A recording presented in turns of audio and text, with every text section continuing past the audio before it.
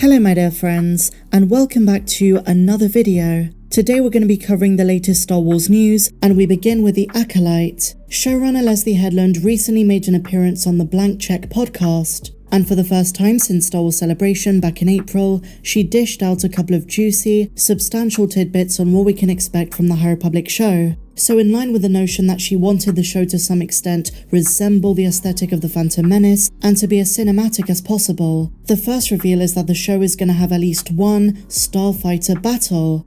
This is super exciting, and if you're wondering what kind of Starfighters are around at this time, the most prominent and unique was the Vector. Jedi Vectors were a model of Starfighter used by the Jedi Order during this time. They were designed to be a physical extension of the Jedi's connection to the Force.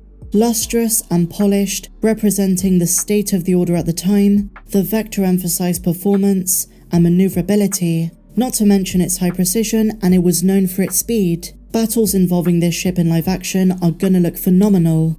And even more awesome about them, the ship's weapon system could only be activated with the use of a lightsaber as a key, and in this way this prevented non-Force sensitives from using the ships. During the High Republic there were also Alpha-class starfighters, some Naboo starfighters like the N1s, who knows what kind of starfighters we might see.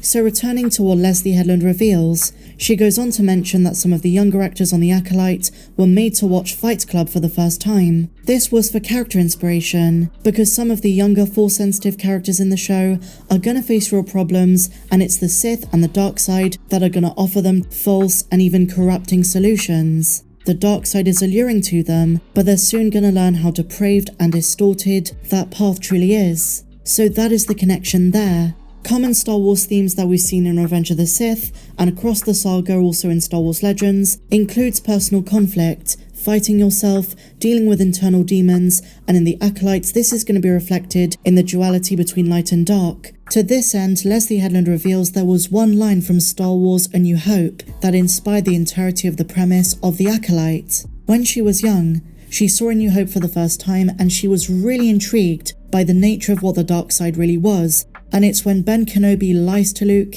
or should I say, twist the truth from a certain point of view about what happened to Anakin. Obi-Wan says that Vader was seduced by the dark side of the Force, and Leslye Headland states, as she did back at Star Wars Celebration, that the word seduced is a very interesting way to describe it, so she wants to portray the dark side as being very alluring, but also promising the Force wielder a world of good, and from this we can infer self-serving ends that the Jedi saw as forbidden.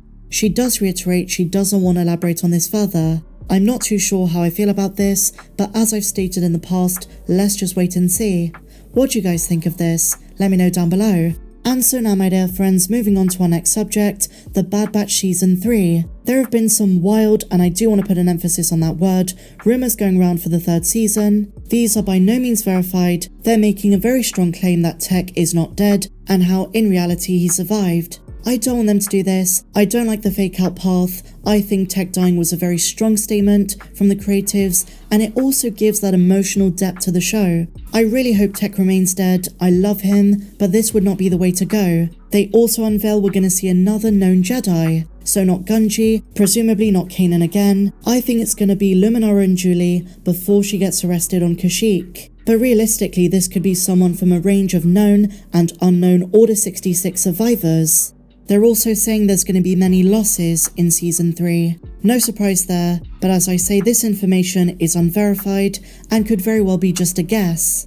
They also state that The Bad Batch is going to release sometime in the beginning of next year, either January or February of 2024. I think it's going to be a bit later. This piece of info right here, this detail, is the biggest red flag for me. I've heard sometime in the spring. I don't believe it's going to be January, but if so, then a trailer could be upon us sometime next month.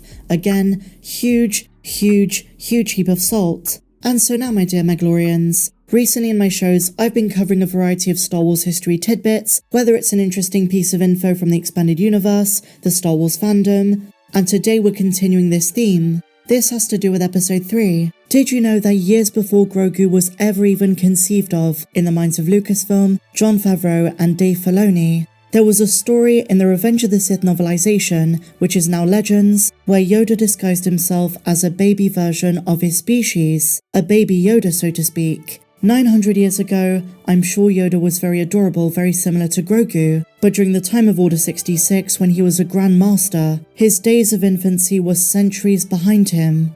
Nonetheless, this story is one of my favourites, because to me it really exemplifies just how crazy and oftentimes random the expanded universe can be.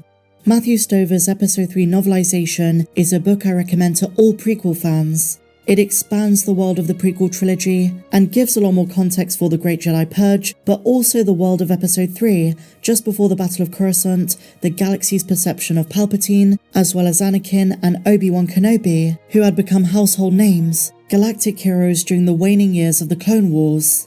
To this end, I marvel at the way the novelization delves into inner thoughts of various Jedi, providing additional context and perspectives that are not always explicitly conveyed in the film. We're really made to feel the weight of the destruction of the Jedi Order. Various heroes like Obi-Wan, Anakin and Yoda are portrayed with a sense of duty, responsibility, and a heavy heart. They emphasize the sense of loss and betrayal, but there are also some funny aspects too. Amidst the internal conflicts of Anakin, the fears of Obi-Wan, and the desperation of the Jedi Council, the novel still finds time for a bit of humour. And this brings us on to today's video. And if they ever decide to canonize this story, then it makes sense if they retcon it so that Yoda was pretending to be Grogu. So what am I talking about? During Order 66, Obi-Wan and Yoda take down clones at the Jedi Temple. There is a deleted scene from the film which does give us a bit of a different version of this. We'll get onto that in just a moment. But in the novelization for Episode 3, there was an extended version of this interaction. And to get into the Jedi Temple, Obi-Wan and Yoda decided they needed a gambit to throw the clones off, to distract them and mislead them. The clones that Obi-Wan and Yoda dealt with are known as Decoy Squad 5, a group of 501st Legion clones who in a deleted scene for Episode 3 disguise themselves as Jedi to mislead Obi-Wan and Yoda, but in the book, there is a different version of events where it's Yoda and Obi-Wan misleading them. Obi-Wan decides to be a hunchback man, whereas Yoda disguises himself as a baby version of his own species, bundled in Obi-Wan's arms. The troopers see the two approach, they draw their weapons and command Obi-Wan to identify himself. But he assured them he was on their side. He spoke with a different accent and insisted he captured a Jedi baby for them to execute, reinstating he was on Vader and the Empire's side.